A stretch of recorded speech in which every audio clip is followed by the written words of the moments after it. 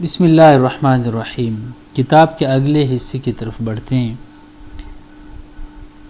او میکنٹائر 2 کروڑ لوگ اس کا اخباری کالم ہر روز پڑھتے تھے، لیکن وہ مداحوں کے سامنے آنے سے بے حد گھبراتا تھا۔ کئی سال تک او میکنٹائر اپنے اخباری کالم روزمرہ کے نیو یارک کے سبب بڑا مشہور رہا۔ 498 اخبار اس کالم کو شائع کرتے تھے اور تقریباً 2 کروڑ لوگ اس کا یہ کالم ہر روز پڑھتے۔ وہ نیو یارک کی روزمرہ زندگی کا بہترین مبصر تھا۔ یہ ایک الگ بات ہے کہ وہ مسوری میں پیدا ہوا اور 24 سال کی عمر سے پہلے اسے نیو یارک آنے کا موقع نہ ملا۔ لاکھوں لوگوں کے نزدیک میکنٹائر کئی سال تک نیو یارک کا مقبول ترین آدمی رہا۔ ایک دفعہ مجھے ٹیکساس کے شہر امیریلو میں جانے کا اتفاق ہوا۔ وہاں میں نے دیکھا کہ وہاں کے لوگ نیو یارک کے محض 2 آدمیوں کے بارے میں باتیں کرتے تھے، ایک او میکنٹائر اور دوسرا آرتھر بیرسمین۔ لوگ لفافے پر میکنٹائر کی تصویر لگا کر اس پر کسی قسم کا پتہ لکھے بنا لیٹر باکس میں ڈال دیتے اور وہ لفافہ اسے مل جایا کرتا تھا۔ اسے ہر ہفتے اس قسم کی 3-4 خط ملا کرتے تھے۔ میکنٹائر عجیب و غریب شخصیت کا مالک تھا۔ مثال کے طور پر جس اخبار میں اس نے کئی سال ملازمت کی اور جہاں سے وہ 300-400 پاؤنڈ فی ہفتہ تنخواہ لیتا رہا، اس کے مالک سے وہ اس سارے عرصے میں صرف 3 دفعہ ملا۔ وہ اپنے تحریروں کے زور پر ایک سال میں 20,000 پاؤنڈ کماتا تھا۔ اس کے باوجود اس کے پاس کوئی اسٹینوگرافر نہیں تھا، وہ اپنے مضمون خود ہی لکھتا تھا۔ اس کی تنخواہ امریکہ کے صدر سے زیادہ ہوتی تھی، اس کے باوجود اس نے کبھی اپنے دفتر کی پرواہ نہ کی۔ حالانکہ اس کا ایک آفس بھی تھا، لیکن وہ کبھی وہاں نہیں گیا تھا۔ وہ اپنا سارا کام گھر پر ہی کیا کرتا تھا۔ میکنٹائر کی کبھی یہ خواہش نہیں رہی تھی کہ وہ ریڈیو پر تقریر وغیرہ کرے، حالانکہ اسے 1 سال کے اندر ریڈیو کی 31 معاہدے پیش ہوئے تھے۔ ایک دفعہ تو ریڈیو والوں نے یہاں تک کہہ دیا کہ وہ اس کے دفتر میں مائکروفون لگا دیں گے اور 100 پاؤنڈ فی منٹ کے حساب سے اسے تقریر کرنے کا معاوضہ دیں گے، لیکن وہ نہ مانا۔ وہ فلموں میں بھی کام نہیں کرنا چاہتا تھا، حالانکہ کئی سال تک ہالی ووڈ والے اس کے پیچھے پڑے رہے۔ وارنر برادرز والے اس سے اپنی ایک فلم میں کام کروانے پر تل گئے، لیکن وہ ہر دفعہ انکار کرتا رہا۔ آخر کار انہوں نے اسے ایک خالی چیک بھیج دیا کہ وہ اپنے ہاتھوں سے اس پر جتنی رقم چاہے بھر سکتا ہے، لیکن اس نے وہ چیک واپس کر دیا۔ ایک مرتبہ میں نے اس سے استفسار کیا کہ اس نے اتنے عظیم مواقع کیوں ہاتھ سے گنوا دیے، تو اس نے جواب دیا، دراصل مسئلہ یہ ہے کہ مجھے بولنا نہیں آتا۔ اس نے مجھے بتایا کہ ایک دفعہ ایک دعوت کے موقع پر اس نے تقریر کرنا چاہی، لیکن وہ اس قدر گھبرا گیا کہ اس کے حلق میں الفاظ اٹکنے لگے اور وہ ایک لفظ بھی نہ کہہ سکا۔ اس کے خیال میں اگر وہ ریڈیو پر پروگرام شروع کر دے یا فلموں میں کوئی کام کرنا شروع کر دے تو ناکام ہو جائے گا۔ اس کے علاوہ حکومت نے اس کی آمدنی کا 80% بطور ٹیکس وصول کرنا تھا، چنانچہ وہ کیوں سر کپاتا پھرے۔ میکنٹائر پیٹرسبرگ میں پیدا ہوا، جہاں اس کا باپ ایک ہوٹل چلاتا تھا۔ وہ 3 سال کا تھا کہ اس کی ماں انتقال کر گئی۔ اس کے لیے اس کی نانی سے اپنے ساتھ گیلی پولس لے گئی۔ بعد میں میکنٹائر ایک ہوٹل میں کلرک کے طور پر کام کرنے لگا۔ اس ہوٹل میں اکثر نیو یارک سے آنے والے مسافر ٹھہرتے تھے، جو بڑے اعلیٰ لباس میں ہوتے تھے۔ میکنٹائر ان کے لباس سے بڑا متاثر ہوا اور اس نے بھی نیو یارک جانے کا فیصلہ کیا۔ اس کے پاس اتنے پیسے نہیں تھے کہ وہ سفر کر سکتا، لیکن ایک چیز اس کے پاس تھی، اور وہ چیز بہت تھوڑے لوگوں کے پاس ہوتی ہے۔ اس کے اندر جوان جذبات کی آگ روشن تھی۔ نیو یارک کے بارے میں اسے جس قدر کتب ملی وہ اس نے پڑھ ڈالی۔ پھر اوہیو میں کئی سال تک مختلف اخبارات میں کام کرنے کے بعد مین ہینٹرف آیا اور بیسنٹن نامی رسالے میں کام شروع کیا، لیکن 3 ماہ کے بعد وہ رسالہ بند ہوا۔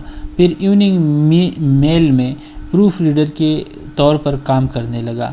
کیونکہ یہ کام اس کے مزاج کے خلاف تھا، اس لیے اس نے دل لگا کر کام نہ کیا اور اس لیے اسے ملازمت سے فارغ کر دیا گیا۔ پھر اس نے اپنے خواہش کے مطابق کام کرنا شروع کر دیا۔ اس نے نیو یارک کے متعلق ہر روز ایک مضمون لکھنا شروع کر دیا، لیکن کوئی اس کے مضمون چھاپنے کو تیار نہ ہوا۔ آخر بڑی مشکل سے وہ چند ایک اخبارات میں انہیں شائع کرانے میں کامیاب ہوا۔ پھر آہستہ آہستہ اس کی مضامین کی مانگ بڑھ گئی اور اس قدر بڑھ گئی کہ وہ دنیا کا مقبول اور مصروف ترین صحافی بن گیا۔ میکنٹائر کے بارے میں ایک عجیب بات یہ ہے کہ حالانکہ وہ شہر کے سب سے زیادہ آبادی والے علاقے میں رہتا تھا، لیکن وہ ہجوم سے بے پناہ نفرت کرتا تھا۔ وہ لوگوں سے ملنے سے گھبراتا تھا۔ 1 سال تک وہ اپنے ہوٹل سے باہر نہ آیا۔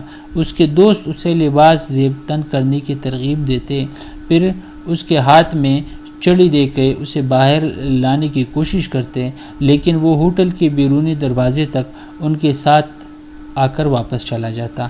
ماہرین نفسیات اس قسم کے خوف کو آدم بیزاری کا نام دیتے ہیں۔ میکنٹائر نے مجھے بتایا کہ وہ کئی سال چھپ چھپا کر تھیٹر جاتا رہا کہ اسے کوئی دیکھ نہ سکے۔ اگر لوگ اسے دیکھ کر پہچان لیتے تو وہ ہجوم میں گھبرا جاتا اور اس کے ہاتھ پاؤں پھول جاتے۔ میکنٹائر نہ شراب پیتا تھا، نہ ہی سگریٹ کو ہاتھ لگاتا۔ وہ اکثر چیونگم کھاتا رہتا تھا۔ اس کے پاس ایک رولس رائس تھی، لیکن وہ زیادہ تر پیدل ہی چلا کرتا تھا۔ اس نے ہر روز کم از کم 3 میل پیدل چلنا اپنی عادت بنا لی تھی۔ نیو یارک کا بہترین درزی اس کا لباس سیتا تھا۔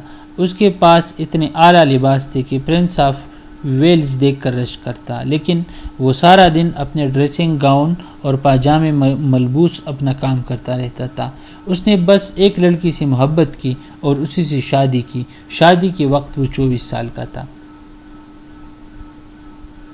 او ہنری۔ وہ 5 برس جیل میں رہا اور نامور ادیب بن گیا۔ آپ کے خیال میں مشہور ترین افسانہ نگار کون ہے؟ ویسے میں اتنا بتا سکتا ہوں کہ آپ نے اس کی کہانیاں ضرور پڑھ رکھی ہے اور ان کا ترجمہ تقریباً ہر زبان میں کیا جا چکا ہے، مثلا جاپانی، اردو، عربی، فارسی، نارویجی، ڈنمارکی، چیکوسلواکی۔ اس کا قلمی نام او ہنری تھا اور وہ آج سے کوئی 80 سال پہلے پیدا ہوا تھا۔ او ہنری کی زندگی ایک ایسی انسان کی زندہ مثال ہے جس نے کڑی مشکلات کا ڈٹ کر مقابلہ کیا اور مشکل حالات کے باوجود کامیابی حاصل کی۔ اس کے راہ میں حائل سب سے بڑی رکاوٹ یہ تھی کہ اس نے بڑی کم تعلیم حاصل کر رکھی تھی۔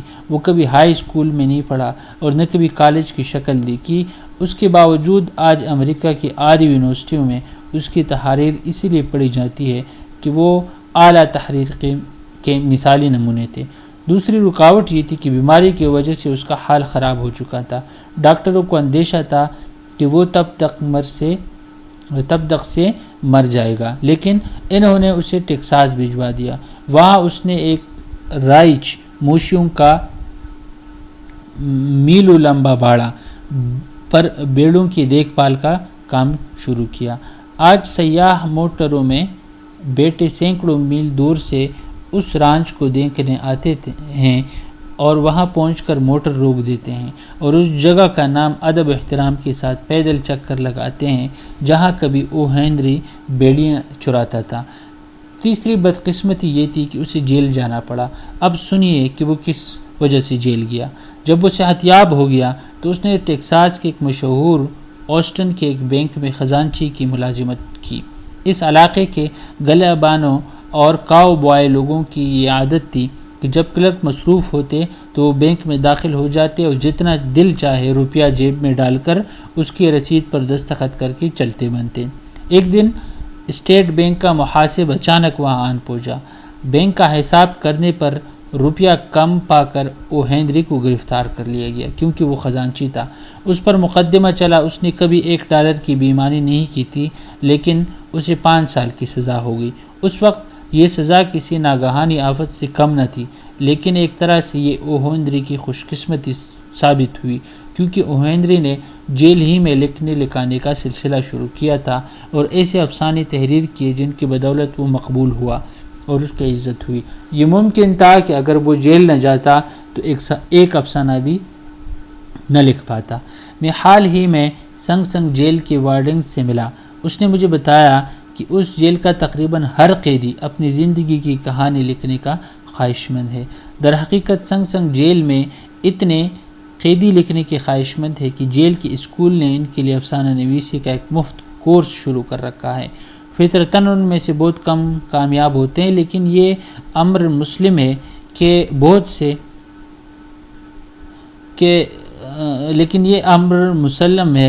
بہت سے مشہور لوگوں نے جیل ہی میں لکھا ہے۔ مثلا مشہور بانک سر والٹر ریلے کو لے لے، جو اپنے جوتوں میں ہیرے لگواتا اور کانوں میں موتی پہنتا تھا۔ اس نے کیچڑ پر اپنا لبادہ اس لیے بچھا دیا کہ ملکہ الزبتھ کی جوتے خراب نہ ہوں۔ اس نے جیل ہی میں لکھا ہے، سیاسی رقابت کی بنا پر وہ 14 سال جیل میں رہا۔ اس کی کوٹلی تنگ اور سیلن زدہ تھی، دیواروں سے گدلا پانی رستا تھا، سردی کے باعث وہ بہت تکلیف میں رہا۔ اس کا بائیں بازو گنیٹیا کی وجہ سے اکڑ گیا تھا، اس کے ہاتھ بھی برے حال میں تھے۔ اپنے دل شکستگی اور بدحالی کے باوجود اس نے قید خانے میں ایک تاریخ رقم کی۔ یہ واقعہ گزرے 300 سال ہو چکے ہیں، لیکن یہ تاریخ کالجوں اور اسکولوں میں اب بھی پڑھائی جاتی ہے۔ انگریزی مصنف جان بنین 12 سال قید رہا۔ اسے یہ سزا اپنی مذہبی تعلیمات کی وجہ سے ملی تھی۔ جیل میں وہ اپنے بھوکے بچوں اور بیوی کا پیٹ پالنے کے لیے لیس بنایا کرتا تھا۔ اس کے ہاتھ لیس بنایا کرتے تھے اور اس کا ذہن عظیم خیالات کی آماجگاہ بنا رہتا تھا۔ اس نے اپنے سرد تاریک اور سیلن زدہ کوٹلی میں کتاب لکھی جسے امریکہ کے ہر طالب علم نے پڑھا ہے۔ اس کتاب کا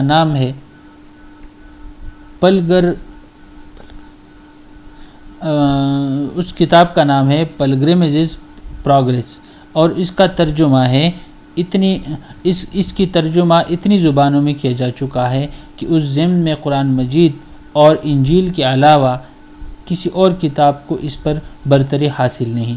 ہسپانوی مصنف سیروانتیس نے اپنے مشہور ناول ویون کے خوطے جیل ہی میں لکھا تھا۔ والٹر اور اسکرووائلڈ کو بھی یہ عزت نصیب ہوئی۔ ہٹلر کی خودنوشت کی 10 لاکھ سے زیادہ نقول فروخت ہوئی تھی اور اس کتاب کا کچھ حصہ ہٹلر نے قید کے دوران لکھا تھا۔ سچ پوچھے تو میں بھی اس نتیجے پر پہنچا ہوں کہ اگر آپ خواہش مند ہیں تو کہیں چوری کیجیے اور گرفتار ہو جائیے۔ خیال رہے کہ ہندوستان میں جواہر لال نہرو اور مولانا آزاد نے بھی جیل میں رہ کر بہت کچھ لکھا ہے۔ آج سے 250 سال پہلے جب انگریز شاعر رچرڈ لوئس کو جیل بھیجا گیا تو اس نے انگریزی زبان کی ایک بڑی مقبول نظم لکھی۔ یہ ایک عشقیہ نظم ہے جو اس نے اپنی محبوبہ کے لیے لکھی تھی۔ اس کا نام جیل خانے سے ایلتیا کے نام۔ پتریلی دیواروں سے قید خانے نہیں بنتے، نہ لوہے کی سلاخوں سے قفس، بے داغ اور بے گناہ ذہن کے لیے تو عزت کی کنجی ہے۔ اگر مجھے محبت کرنے کی آزادی ہے اور میری روح آزاد ہے تو یہ ایسی آزادی ہے جو صرف عالم بالا کے فرشتوں کو حاصل ہوئی۔ H.G. ویلز۔ اگر بچپن میں اس کی ٹانگ نہ ٹوٹتی تو وہ ساری زندگی عادت کار پر کلرک کی حیثیت سے گزارتا۔ تقریباً 90 سال پہلے کی بات ہے کہ لندن کے مضافاتی گلیوں میں کچھ لڑکے کھیل رہے تھے کہ اچانک ایک حادثہ پیش آیا اور ایک بڑے لڑکے نے چھوٹے لڑکے کو، جس کا نام بیٹی ویلز تھا، اٹھا کر اوپر ہوا میں پھینکا۔ جب وہ لڑکا نیچے آیا تو بڑے لڑکے نے اسے کیچ کرنا چاہا، مگر اس کے ہاتھ سے چھوٹ کر زمین پر جا گرا اور اس کی ایک ٹانگ ٹوٹ گئی۔ کئی ماہ تک برٹی ایک عذاب مسلسل میں اپنے بستر پر پڑا رہا۔ اس کی ٹانگ کے ساتھ وزن باندھ دیا گیا۔ چند مہینوں بعد جب ٹانگ کا معائنہ ہوا تو معلوم ہوا کہ ٹانگ کی ہڈی ٹوٹی ہوئی۔ اپنی درست جگہ پر نہ تھی، اس لیے ہڈی کو دوبارہ جوڑا گیا۔ ننا بیٹی کئی روز اس تکلیف سے نڈال رہا۔ بیٹی کے لیے اس وقت یہ تکلیف ایک المیہ سے کم نہ تھی، لیکن اس المیہ کی وجہ سے اس کا شمار دنیا کے مقبول مصنفین میں ہونے لگا۔ اب آپ اسے بیٹی کے نام سے نہیں بلکہ ہربرٹ جارج ویلز یا ایچ جی ویلز کے نام سے جانتے ہیں۔ ممکن ہے کہ آپ نے اس کی بعض کتابیں پڑھی بھی ہوں۔ اس نے 75 سے زائد کتب لکھی۔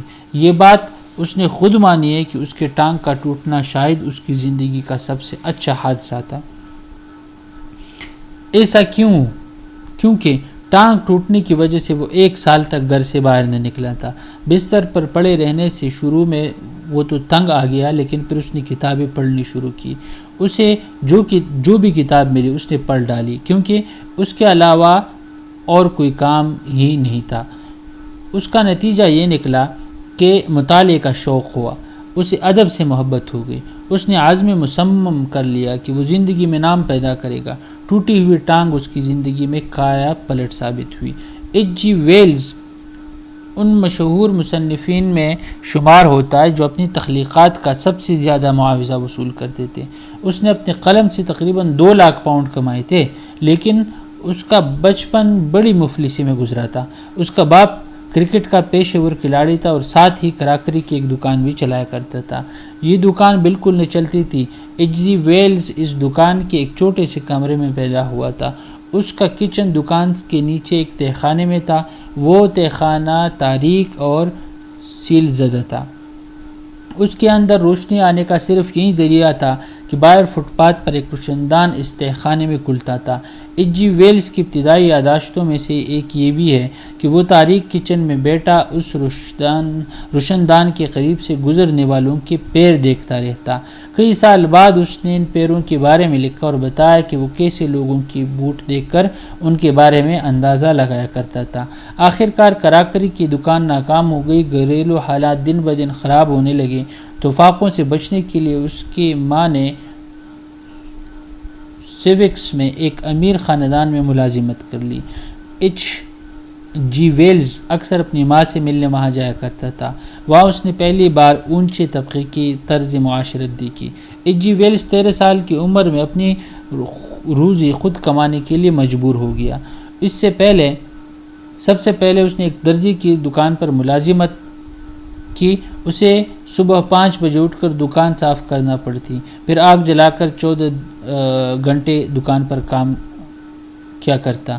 یہ کام اس کے لیے کسی عذاب سے کم نہیں تھا۔ 1 ماہ بعد ہی دکان کے مالک نے اسے تپڑ مار کر ملازمت سے فارغ کیا، کیونکہ اس کے کپڑے بڑے گندے ہوتے تھے۔ پھر اس نے ایک کیمسٹ کی دکان پر ملازمت کی، لیکن وہاں سے بھی اسے جواب دے دیا گیا۔ آخرکار اسے ایک دوسرے درزی کی یہاں ملازمت ملی۔ چونکہ پیٹ پالنے کی خاطر اسے کچھ نہ کچھ کرنا تھا، اس لیے اس نے اس دکان پر دل لگا کر کام کیا، لیکن جب بھی اسے موقع ملتا وہ چپ چپا کر ہربرٹ سسپینس کی کتابوں کا مطالعہ کرتا۔ اس نے 2 سال وہاں ملازمت کی، مگر یہ ملازمت اس کے برداشت سے باہر تھی۔ آخرکار ایک اتوار کی صبح کو وہ اٹھا اور بنا کچھ کھائے پیے خالی پیٹ 15 میل پیدل سفر کرتا ہوا اپنی ماں کے پاس جا پہنچا۔ اس کی حالت خراب تھی۔ ماں کو دیکھ کر وہ زار و قطار رونے لگا۔ اس نے ماں سے قسم کھا کر کہا کہ وہ ایسی ملازمت کرنے کی بجائے خود کو مار ڈالے گا۔ پھر اس نے ایک درد بھرا خط اپنے پرانے اسکول ماسٹر کو لکھا۔ ویلز نے اسے اپنے حالات سے آگاہ کرتے ہوئے آخر میں لکھا کہ وہ زندہ نہیں رہنا چاہتا۔ اسے یقین نہیں تھا کہ اس خط کا جواب آئے گا، لیکن چند روز بعد جب جواب آیا تو وہ بڑا حیران ہوا۔ اس کے استاد نے اسے اپنے اسکول میں ملازمت کی پیشکش کی تھی۔ یہ اس کی زندگی کا کایا پلٹنے کا دوسرا واقعہ تھا۔ اسکول کی ملازمت کرتے ہوئے ابھی اسے چند ہی سال گزرے تھے کہ ایک ناگہانہ آفت نے اسے آ لیا۔ ہوا یوں کہ وہ فٹ بال کھیل رہا تھا۔ کھیلتے ہوئے اسے چوٹ لگی اور وہ گر پڑا۔ اس کی نبض چھوٹ گئی اور وہ موت کے قریب ہو گیا۔ اس کا ایک گردہ پھٹ گیا اور اس کے داہنے پھیپھڑے میں سوراخ ہو گیا۔ اس کے اندر خون بے طرح بہہ رہا تھا۔ ڈاکٹر نے جواب دیا کہ کئی ماہ زندگی اور موت کی کشمکش میں رہا۔ اس کے 12 سال بعد تک اس نے نیم اپاہج کی زندگی گزاری، لیکن اس کے بعد اس نے وہ کتب لکھنے کا آغاز کیا جن کی وجہ سے وہ مہذب دنیا میں مقبول ہوا۔ 5 سال تک اس نے بہت کچھ لکھا، لیکن اس نے اپنی کتب جس بھی ناشر کے پاس بھیجی اس نے انہیں شائع کرنے سے انکار کیا۔ ایک ناشر نے اسے یوں مشورہ دیا کہ وہ انہیں جلا دے اور دوبارہ لکھنا شروع کر دے۔ H.G. ویلز کو اس کا مشورہ معقول نظر آیا اور اس نے اپنی 5 سال محنت آگ میں جھونک دی۔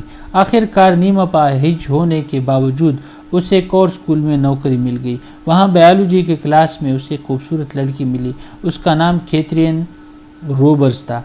G.H. ویلز کو لگا کہ وہ بایو کی نسبت کیتھرین میں زیادہ دلچسپی لے رہا ہے۔ کیتھرین تھی خوبصورت لیکن اس کی صحت اچھی نہیں تھی، وہ اکثر بیمار رہا کرتی تھی۔ H.G. ویلز کا بھی یہی حال تھا، چنانچہ انہوں نے آپس میں شادی کر ڈالی۔ یہ واقعہ 60 سال قبل کا ہے۔ H.G. ویلز مرنے کے بجائے دن بدن صحت یاب ہوتا گیا۔ انجام کار وہ انسانی طاقت کا ایک زبردست ذخیرہ ثابت ہوا۔